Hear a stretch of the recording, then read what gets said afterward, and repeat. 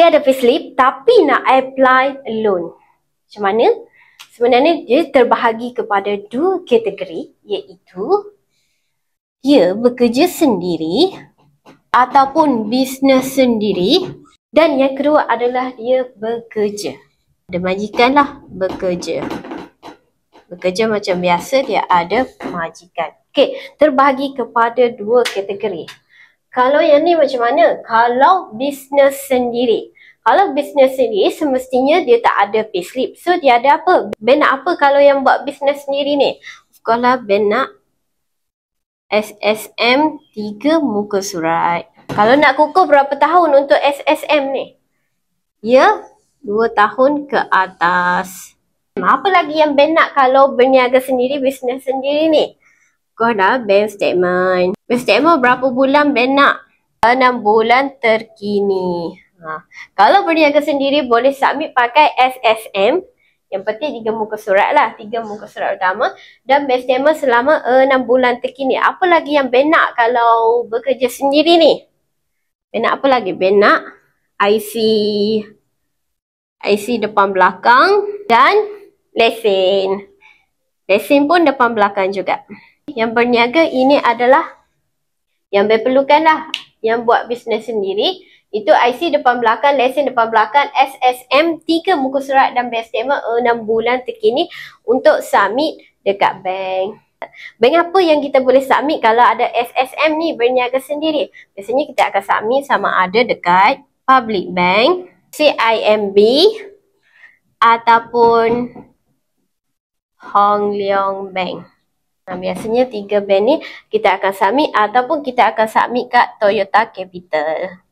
Ni antara bank kita submit lah kalau ada SSM. Tapi kalau dia tak ada SSM, dia bukan buat bisnes sendiri, tapi dia bekerja, dia ada majikan. Okey, apa dokumen yang bank perlukan kalau tak ada payslip ni? Okey, kalau tak ada payslip ni, bank perlukan bukti lah, bukti bayaran gaji masuk. Contoh, voucher payment yang menandakan gaji dia masuk. Voucher payment ni macam mana? Voucher payment ialah bayaran yang ada chop company, chop daripada majikan. Okey, chop daripada company. Menandakan gaji masuk, voucher payment. Lepas tu, of course lah bank perlukan bank statement. Pastikan gaji masuk dalam bank. Okey, bank statement berapa bulan? 3 ataupun 6 bulan terkini. Okey, kalau gaji tetap 3 bulan lah. Kalau gaji tak tetap ada OT tambahan, ada commission tambahan. Bank perlukan 6 bulan untuk payslip, untuk bank statement. Voucher payment. Kalau tak ada payslip boleh pakai voucher payment. Nak kukuhkan dia punya dokumen, apa lagi yang bank perlukan? Surat pengesahan dari majikan. Okey, menandakan dia bekerja dekat company tu lah, dekat syarikat tu. Apa lagi dokumen yang bank perlukan? Macam biasalah, IC depan belakang dan lesen. Lesen depan belakang. Apa lagi yang bank perlukan untuk kukuhkan dia punya dokumen ni? Kalau ada PF boleh EPF statement. Ni kalau nak kukuhkan dokumen boleh bagi EPF statement sekali. Okey, ni korang kalau bekerja sendiri ataupun ada bisnes sendiri, bank perlukan IC depan belakang, lesen depan belakang, SSM 3 muka surat dan bank statement 6 bulan terkini. Okey, 6 bulan bukan 3 bulan. Okey, bank perlukan 6 bulan untuk bank statement. Kalau dia tak buat bisnes tapi dia bekerja, dia ada bos, dia ada majikan, perlukan voucher payment yang buktikan gaji masuk. Okey, voucher payment ni ada chop company lah. Bank statement 3 bulan ataupun 6 bulan. Surat pengesahan daripada majikan. Of course lah, dia perlukan.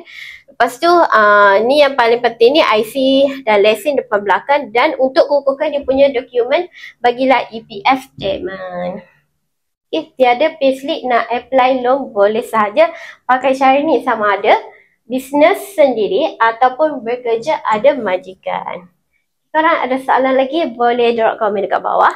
Nanti Fira reply pakai video. Drop komen dekat bawah atau boleh terus ke baju Fira sekarang.